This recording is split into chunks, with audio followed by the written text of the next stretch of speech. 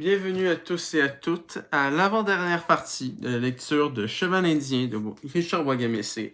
Nous allons donc lire aujourd'hui du chapitre 41 à 48 et ça va être la plus petite vidéo puisque ce n'est que 26 pages, de la page 205 à 231, donc c'est juste 26 pages. Prochaine vidéo, c'est la dernière et après il y a la conclusion. Et la conclusion, je vous préviens, je vais avoir évidemment il y a 2 pages, je crois, de remerciements. Les 2 pages à la fin de remerciements, mon avis sur le livre, et une nouvelle qui va peut-être pas vous plaire, mais bon, j'ai appris quelque chose dernièrement et ça a un peu chaviré un peu mes plans. Mais bref, vous allez découvrir ça dans la vidéo de conclusion. Pour aujourd'hui, finissons, pas finissons, mais continuons avec le chapitre 41 à 48. On s'était quitté sur ça. Dans le noir, nous sommes restés assis sans parler. Le silence suffisait. Au bout d'un moment, il m'a donné une tape dans le dos avant de rentrer. J'ai continué de contempler les étoiles pendant un moment. Quand le froid est devenu trop intense, j'ai pris mon sac et je l'ai suivi dans la maison endormie. Chapitre 41. Cet automne-là, Fred Kelly m'a trouvé un emploi de tronçonneur d'arbres morts et j'ai rejoint les rangs des travailleurs. Quand un arbre tombait ou était abattu par le vent, je partais, à l'aide d'une scie à chaîne, le découper en longueur que les débusqueuses apportaient jusqu'au camion. C'était un travail dur, pénible, mais il y avait dans l'effort une dimension qui me plaisait. J'ai pris l'habitude de saisir sur mon épaule des billots de presque 3 mètres de longueur pour les sortir de la forêt. J'ai vite acquis une réputation de travailleur acharné, industrieux. Je viens d'apprendre un mot. Au bout de quelques semaines, la compagnie m'a envoyé à son camp de bûcherons au bord du lac Nagagami. On ne pouvait s'y rendre qu'en hydravion, le visage pressé contre le hublot. J'ai vu rouler sous mes yeux le vaste tapis vert du paysage. Quand nous avons améri, j'ai les senti tout autour de moi. Ils m'enserraient, telle une créature vivante. La vue qu'on avait du dortoir était austère et magnifique. Les craintes que m'avait inspirées ma première incursion dans la forêt, à titre de bûcheron, se sont aussitôt évanouies. Aux premières lueurs de l'aube, avant le réveil des autres, je me tenais sur les rochers, où je sentais le territoire entrer en moi, à la façon d'une lumière. Je fermais les paupières pour mieux éprouver cette sensation. C'était comme une présence. Elle avait des yeux. Elle m'épiait. Mais je ne me sentais pas en danger. Mais je ne me sentais pas étranger. Tard le soir, je déambulais au milieu des arbres, marchais dans la forêt jusqu'à ce que je me sente enveloppé comme dans un cocon. Au-dessus de ma tête, les étoiles tournaient à 1 millier d'années-lumière.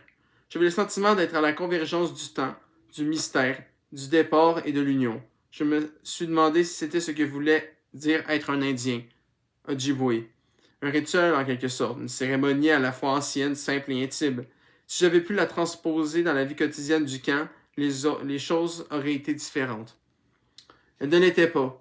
Et il y avait là des hommes du Nord, des Finlandais, des Suédois, des Allemands, des Québécois et des Russes. En gros, ceux qui vivent dans le fret, quoi. Des bûcherons, aussi efficaces que des gars de Nord géants, les haches et les attelages de chevaux qu'avec les scies à chaîne et les tracteurs.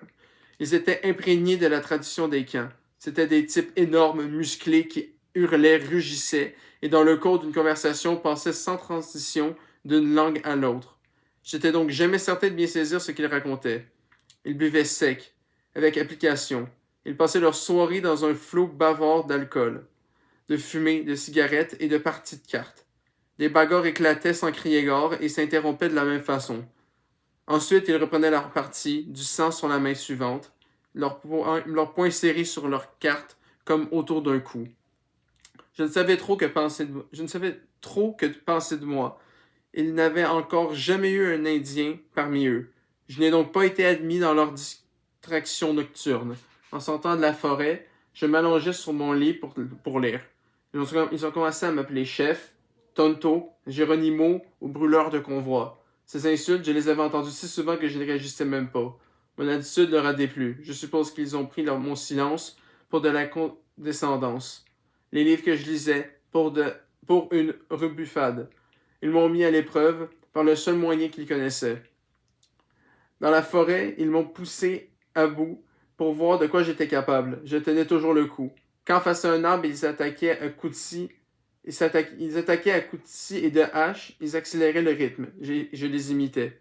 Je transportais de lourdes billes de bois sans rechigner. Ils ont cherché mon point faible, mais j'étais déterminé à ne rien laisser paraître. Ils en ont fait une affaire personnelle. Ils se sont arrangés pour que la corvée des latrines m'échoie. Je les saupoudrais de chaud, passais le balai et chassais les nuées de mouches. Je laissais la vaisselle, je vadrouillais le sol de la cuisine, sortais les ordures et ramassais à la pelle les détritus que les ratons laveurs et les ours laissaient dans la petite carrière de gravier que le camp utilisait comme dépotoir. Je huilais et lubrifiais les tracteurs, lavais au gel les camions et les débusqueuses, faisais le ménage du dortoir le matin avant de me rendre au travail. Plus il s'évertuait à m'épuiser, plus je travaillais avec acharnement. Je m'acquittais de toutes ces tâches sans un mot, puis je m'allongeais sur mon lit et je lisais, à la lueur d'une lampe de poche, longtemps après qu'eux-mêmes se furent écroulés pour dormir. Au réveil, ils me trouvaient debout, frais et dispo. Ils ont donc commencé à m'insulter 2 fois plus fort, à me bombarder de jurons. Je passais de longs moments à contempler le vaste lac. Tôt ou tard, cependant, je devais rentrer au dortoir. En plissant les yeux, je regardais les fenêtres éclairées du camp et je me repliais sur moi-même. Je gonflais mes poumons, je retenais ma respiration et je mobilisais mon énergie sombre jusqu'à ce que dans mon ventre, elle forme une sorte de bille noire, froide, vitreuse et dure. Puis je retournais parmi eux et ils arrêtaient leur partie pour me défier. Je me dirigeais vers mon lit. Je m'allongeais et je lisais jusqu'à tard dans la nuit. Un soir, un colosse suédois du nom de Jorgensen m'a appelé en esquivant des gestes grossiers. Putain, mais je pensais que les Nordiques, les gens des pays nordiques, c'était les gens les plus gentils. Faut croire que c'est des idées reçues. J'ai fixé le plafond pendant un moment. Puis j'ai roulé sur mon lit pour m'avancer lentement vers la table où lui et d'autres hommes jouaient aux cartes. Pendant qu'ils riaient, je me suis planté devant eux, les jambes écartées. Jorgensen s'est levé et a balancé vers moi un de ses poings charnus. J'ai paré le coup avec mon avant-bras et avec l'autre main, je l'ai saisi à la gorge. J'ai serré, fort. Sans me presser, sans dire un mot, j'ai fait quelques pas, la gorge de l'homme dans ma main. Je le soulevais, je le poussais et le serrais en même temps. Le gros homme se débattait, essayait de m'accrocher, de me frapper, mais j'exerçais une pression trop forte. Affaibli, le visage cramoisi, les yeux exorbités, il est tombé à genoux. L'ayant laissé choir sur le sol, je l'ai roué de coups, de toutes mes forces, et il s'est recroquevillé sur les lattes de bois. À l'intérieur, j'étais une masse noire glacée, semblable à l'eau sous un iceberg. J'espérais qu'un autre d'entre eux se lèverait, m'attaquerait, me forcerait à exploser. Ils sont restés assis, silencieux. Lentement, je me suis approché de la table. J'ai saisi la main de Jorgensen et j'ai étudié ses cartes avant de les jeter sur la table en esquissant un sourire méprisant. Partie terminée, ai-je dit. Ils ne m'ont plus jamais importuné. Ça a ses avantages. Chapitre 42. Je suis sorti de là avec, en moi, l'intensité du camp. J'avais 17 ans. Putain, le mec a défoncé un mec de genre 35-40 ans, alors que le mec avait 17. Franchement, GG, beau travail. J'étais encore un garçon. Ces mauvais traitements m'avaient toutefois endurci. Quand j'ai recommencé à porter les couleurs des orignaux, la couleur a jailli et mon jeu a pris la forme d'attaques tourbillonnantes, foudroyantes.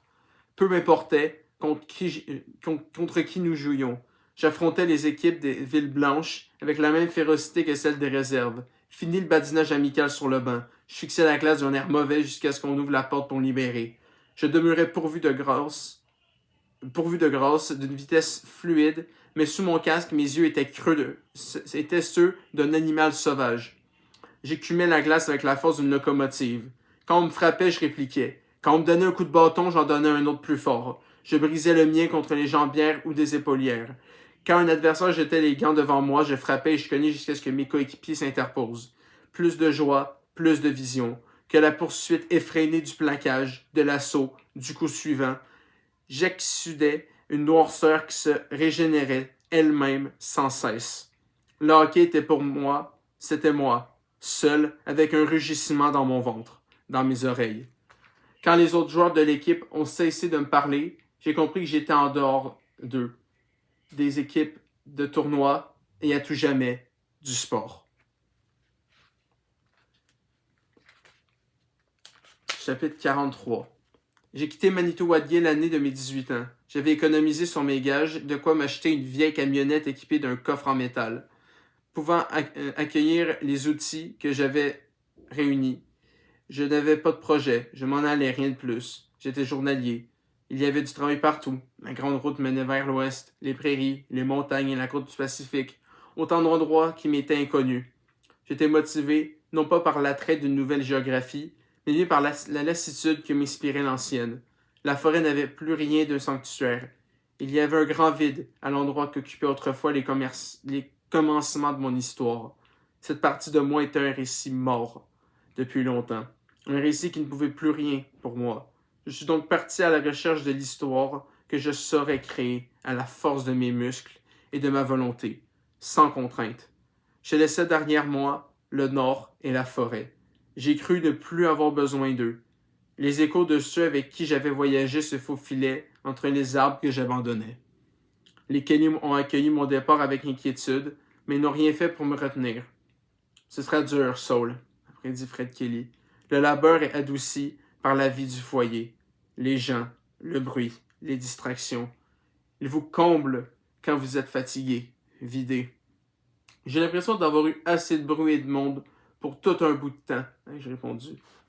Je sais que tu n'as pas eu la vie facile à Toronto, a-t-il ajouté. Je n'avais parlé à personne de l'épreuve au camp de bûcheron.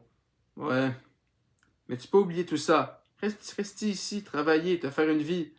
J'ai déjà eu une vie. C'était sorti crûment, durement. J'ai bien vu que la remarque l'avait blessé. Je sais, a-t-il murmuré. Virgile, fidèle à lui-même, n'a pas mis de gants. On dirait que tu te sauves. Il ne s'agit pas de ça. Tu appelles ça comment alors? Je passe à autre chose. J'ai besoin de changement. Il m'a dévisagé pendant un long moment. On est des coéquipiers, des ailés. Toi, moi. Personne gagne tout seul, Saul. J'ai l'habitude d'être seul. Tu as l'habitude de te croire seul. C'est pas pareil. Ce n'est pas comme si j'allais disparaître. Et je dis, il a secoué la tête, tristement. J'ai l'impression que oui. Chapitre 44, on enchaîne. Debout dans la cuisine, j'ai regardé les bandes de la patinoire sous le pâle soleil de printemps. Je ne trouvais pas de moyen d'exprimer la fureur qui me gonflait la poitrine, l'arrière-goût qu'elle laissait dans ma bouche. Je devais partir avant de m'écrouler sous son poids. J'ai fait un dernier tour de la maison dans l'intention de mémoriser les nuances de la lumière dans chacune des pièces, le bruit de mes pas sur les lattes du sol, la sensation du montant de la porte sous mes paumes. Puis je me suis dirigé vers ma camionnette. J'étais parti avant de mettre le contact. Medicine Hat, Fort Chipewyan, Yabasca, Chukumchuk, Lac Tagish. J'ai travaillé dans tous ces endroits et quantité d'autres. Ces noms, gonflés de souvenirs, me hantent. Suivant les rumeurs de débouchés, tombées des lèvres d'hommes croisés par hasard, je suis devenu un migrant, un nomade aux yeux rivés sur les collines lointaines. J'ai parcouru de longs segments de route couleur charbon, la ligne jaune ondulant au centre, semblable à une rivière qui me conduisait dans un lieu situé au-delà de la mémoire. Du moins, je l'espérais. Je roulais machinalement. La musique me tenait compagnie.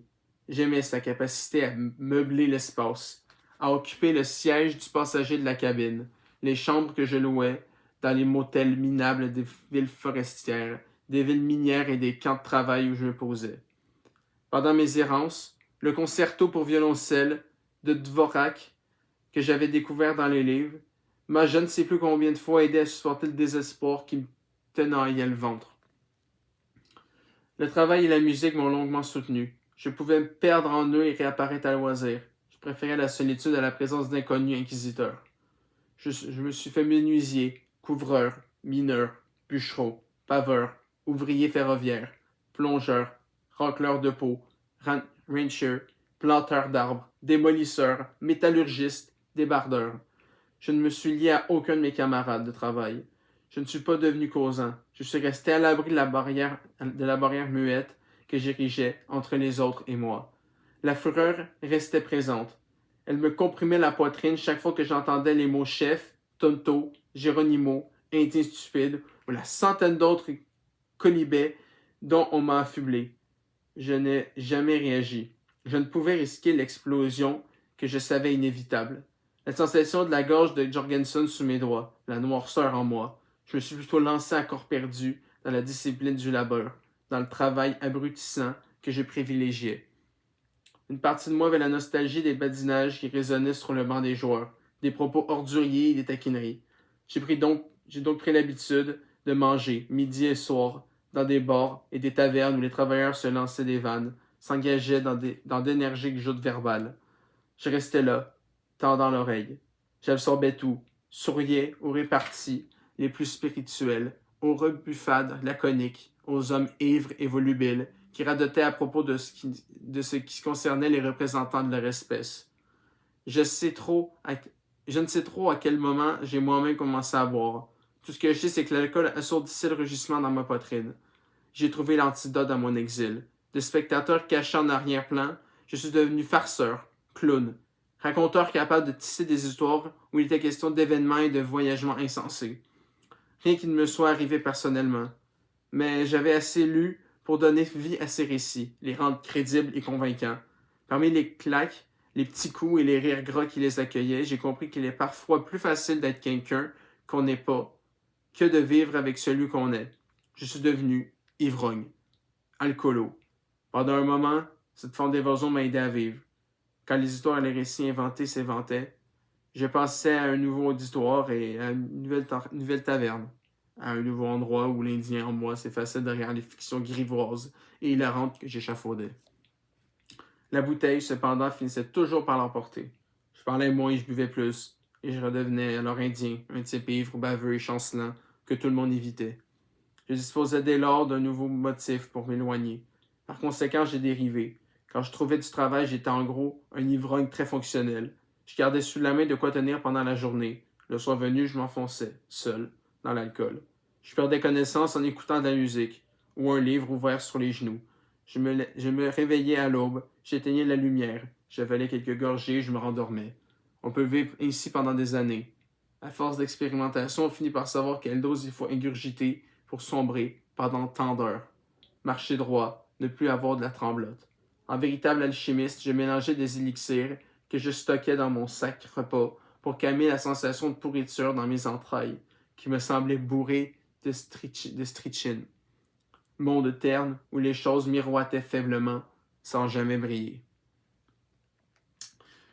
Ok, là on a un mood complètement différent. On était dans un mood un peu dynamique. Là on est très dans pensif. Bon, là, on est plus dans une partie un peu plus négative.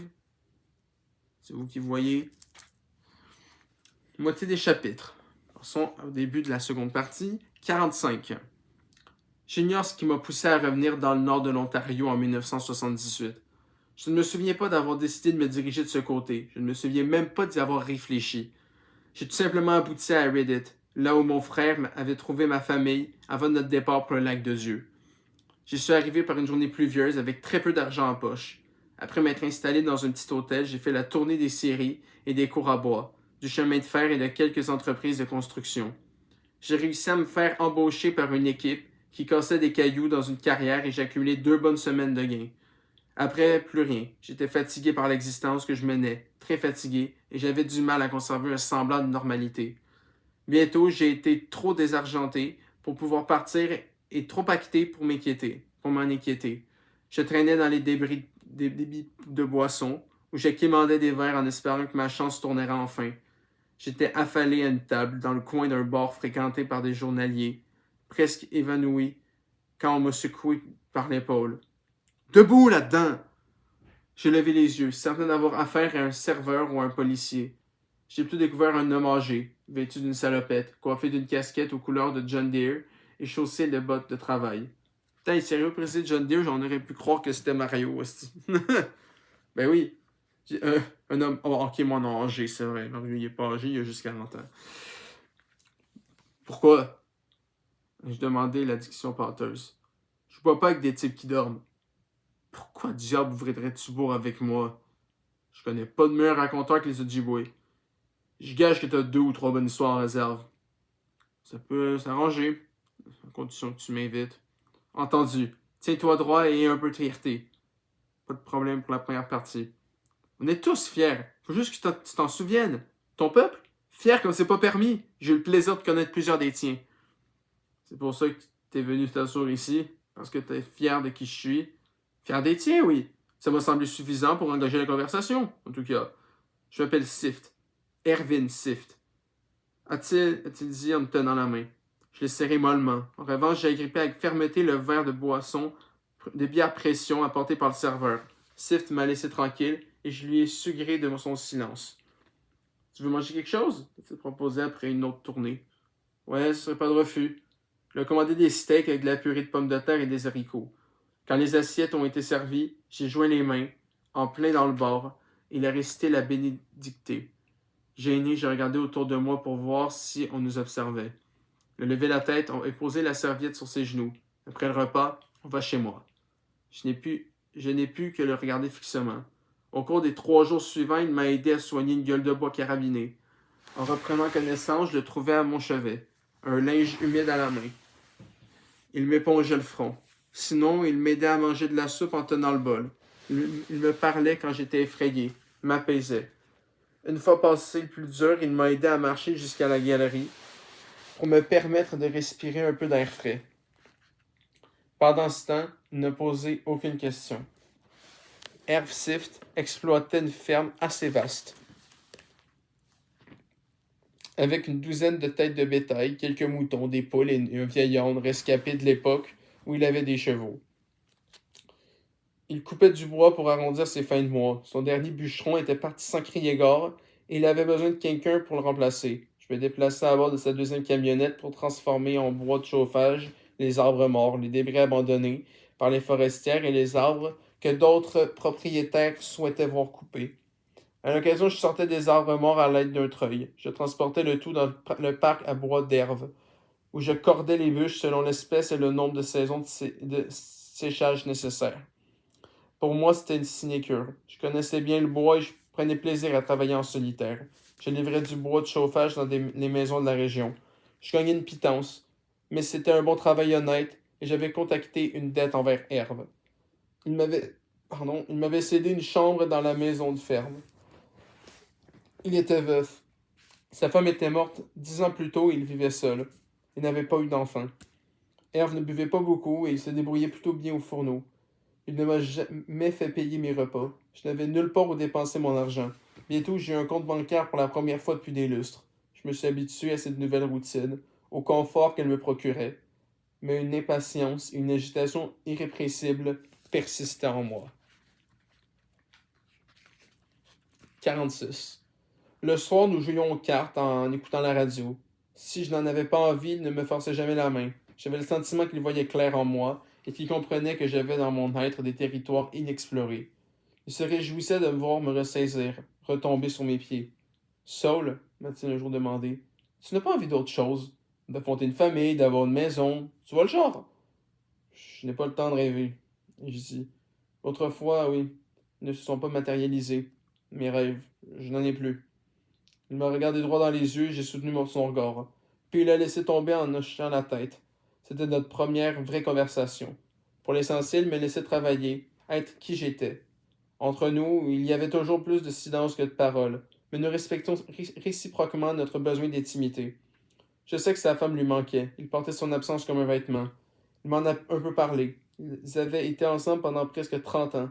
Au début, il faisait 30 kilomètres au volant du tracteur de son père, à seule fin de se planter au sommet de la colline qui dominait la maison de la jeune femme, juste au cas où elle apercevrait. Il l'avait rencontrée à l'occasion d'une soirée dansante. Elle l'avait reconnu. Elle l'avait vue sur la colline. À ces évocations, le regard d'Erwin devenait lointain, et il allumait sa pipe, se calait dans son fauteuil et fumait. Dans ces cas-là, je savais qu'il valait mieux le laisser seul. Herve Sift était un ange. Je n'ai aucun doute à ce sujet. Bien que conscient que je souffrais de blessures anciennes, il ne m'a jamais poussé à lui en parler.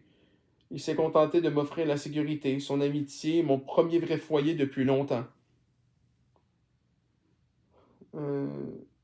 Mais il m'arrivait de me lever brusquement en proie à un besoin pressant de sortir marcher, de m'éloigner. Il s'éleva en moi, à la manière d'un nuage. Hervé ne disait rien et moi non plus. Je traversais ces champs pour m'enfoncer dans la forêt. La plupart du temps, je me contentais d'errer au hasard. Parfois, je trouvais une souche ou un rocher où je m'assoyais pour contempler le paysage et laisser le silence me traverser. Pendant un moment, la terre suffisait à me garder les pieds sur terre. Mais il y avait toujours des choses qui nageaient en moi. Des choses que j'étais incapable de garder assez longtemps pour réussir à les comprendre ou pour apprendre à les supporter. C'était comme le subtil changement atmosphérique qui précède la tempête. On sent l'énergie s'accumuler, mais on ne peut rien pour arrêter sa progression. C'était ainsi pour moi. Dans cette situation, j'étais incapable de parler. Je n'avais pas de mots. Quand on ne comprend pas soi-même une situation, il est impossible de mettre quelqu'un d'autre dans le coup.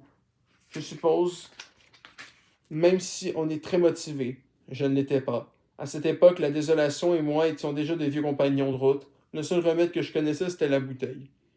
Au début, je me satisfaisais de quelques gorgées avalées à la dérobée pendant le travail. Après, j'ai pris l'habitude de marcher seul, plus longtemps et de rentrer seulement une fois Erwin au lit. Puis j'ai commencé à prendre une longue gorgée, ou deux au réveil. Ensuite, le ciel m'est tombé sur la tête. J'étais assis sur le haillon de la camionnette, au milieu des scies et des haches. Ayant, avant de me rendre là où m'attendaient plusieurs sapins morts à tronçonner, j'avais fait un crochet par la ville pour m'acheter un flacon. Le soleil était sorti, c'était une journée étincelante, mais je me sentais mort à l'intérieur, sans raison. Les choses allaient plutôt bien et tout indiquait que je pourrais rester avec Herve tant et aussi longtemps que je le voudrais. Le travail me convenait, j'avais de l'argent, un ami, en fin de compte, tout ce qui a tout gâché. En fin de compte, c'est ce qui a tout gâché. En buvant, j'ai pris conscience de tout ce que je devais à Herve, qui avait le droit de savoir la vérité sur qui j'étais, où j'étais allé, ce que j'avais fait et le reste. Une partie de moi était sincèrement disposée à lui se confier. Une partie de moi tenait désespérément à réduire le fossé que je sentais entre les autres et moi. Mais il y avait une autre partie de moi encore plus grande que je ne m'expliquais pas à moi-même. Celle qui préconisait la séparation. Celle qui bouillonnait de la rage tranquille, qui ne m'avait jamais, toujours pas quitté.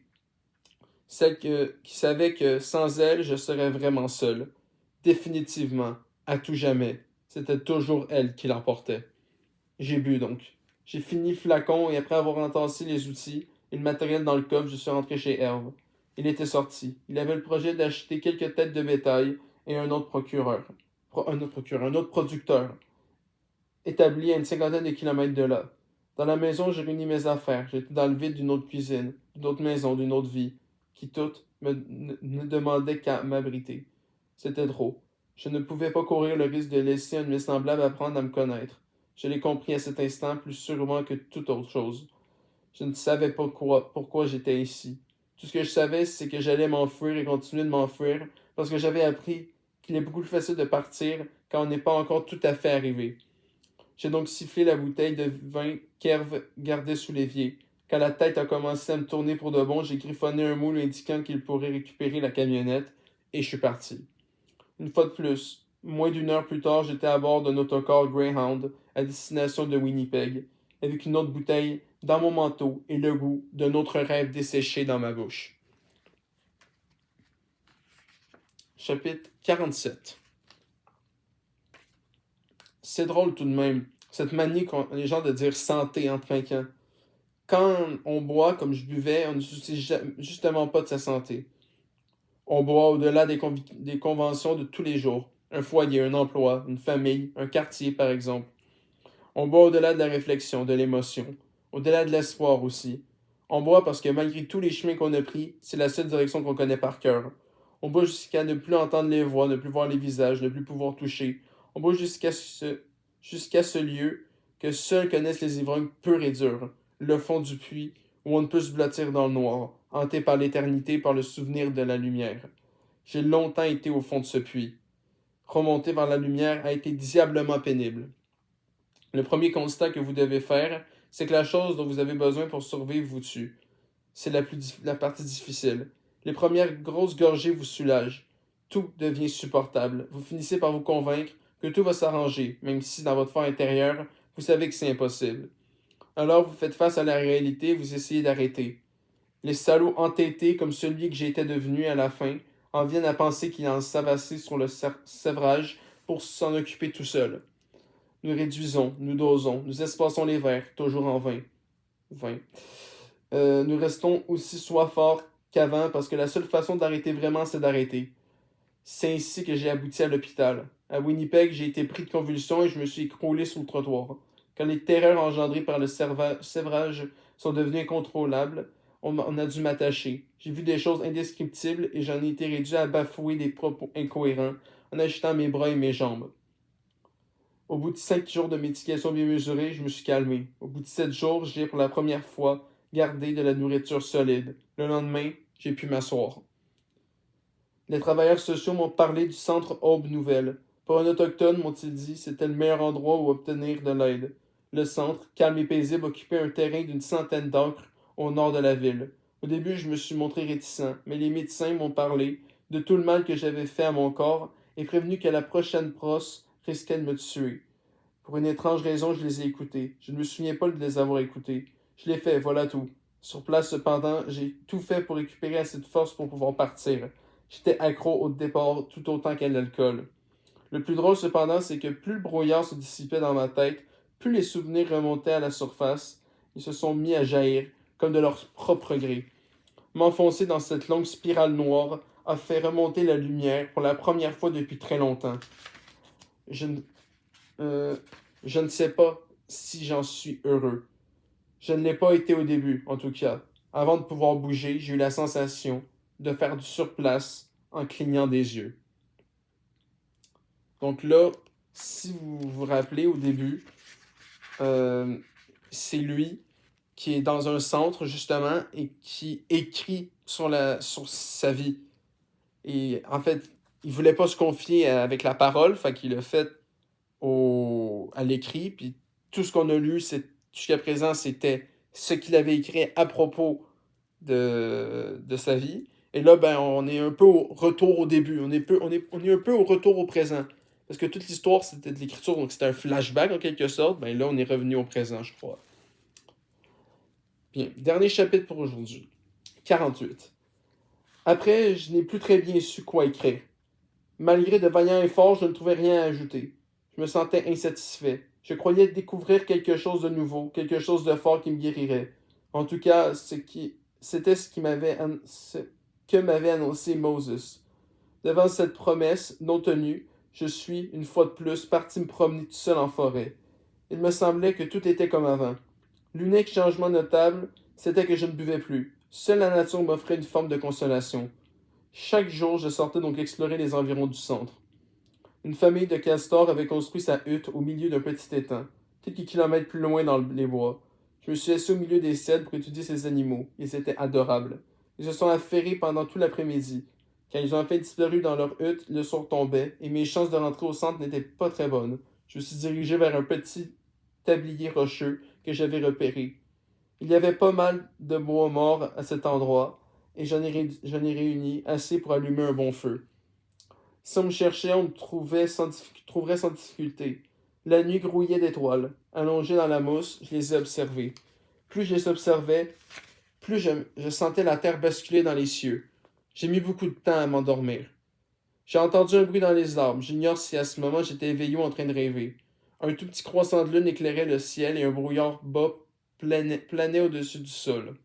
Ce brouillard amplifiait le bruissement des feuilles et j'ai reconnu au loin les pas prudents d'un chevreuil. Le bruit qui m'a tiré du sommeil n'était toutefois pas celui d'un animal. C'est une sorte de plainte, de fredonnement bas. Il s'est interrompu un moment avant de reprendre. Cette fois, j'ai balayé les arbres des yeux, mais il n'y avait rien, que du brouillard. Puis une silhouette s'est matérialisée. Très vague d'abord, cette forme s'est ensuite animée. Au lieu de marcher, elle flottait. La peur me tenaillait le ventre. Je n'arrivais toutefois pas à détacher mes yeux de cette apparition. La plainte a repris de plus belle. C'était un son désolé, humain. J'ai commencé à distinguer la silhouette d'une personne et derrière elle une autre forme imposante, énorme. J'étais sur le point de d'étaler, mais la voix, entonnant un chant Ojibwe, m'a cloué sur place. Tandis que le singulier duo s'approchait, la forme humaine a bougé un bras et j'ai constaté que la grande silhouette se profilant derrière était celle d'un cheval. L'enveloppe du brouillard s'est ouverte et j'ai vu devant moi un homme que je savais être mon arrière-grand-père. Il portait la tunique et le pantalon traditionnel, son billet et une coiffe en piquant de porc-épic. Dans une main, il tenait un éventail fait d'une aile d'aigle et dans l'autre, la corde composée de racines de cèdre qui retenait le cheval. Son champ était en bas. En bas. Son champ était bas. De pas mesurer, il s'est avancé jusqu'à quelques pas de moi. Chabougaïsik était vieux, terriblement vieux et décharné. Je sentais ses os saillir sous la tunique et je distinguais les rides qui éclaboussaient son visage. Mais son regard était perçant et ferme. Il m'a étudié d'un air curieux. Il a soulevé l'aile d'aigle et l'a secoué devant moi. Au moment où elle passait au-dessus de moi, j'ai aperçu mon père et ma mère, mon frère, mon oncle, ma tante, ma grand-mère. J'ai pleuré à leur vue. Ma grand-mère m'a apporté un doigt à sa bouche et elle a plissé les yeux en me reconnaissant. Puis elles se sont retournées et le vieil homme a déposé ma grand-mère sur le dos du cheval. Lentement, les membres de ma famille se sont enfoncés dans les profondeurs du brouillard et je les ai entendus chanter en s'éloignant. J'ai fermé les yeux, écrasé par le chagrin et la nostalgie. En les rouvrant, j'ai trouvé le croissant de lune en suspension au-dessus de ma tête. Le feu s'était presque éteint. J'ai jeté un autre bout de bois et je me suis assis en serrant les genoux. J'ai pleuré de nouveau à la vue des flammes orangées. Je suis resté là toute la nuit. Lorsque la lueur grise de l'aube est apparue à l'est, j'ai, du bout du pied, jeté de la terre sur le feu afin de l'éteindre pour de bon. J'allais partir de nouveau. Seulement, cette fois, je savais exactement où aller.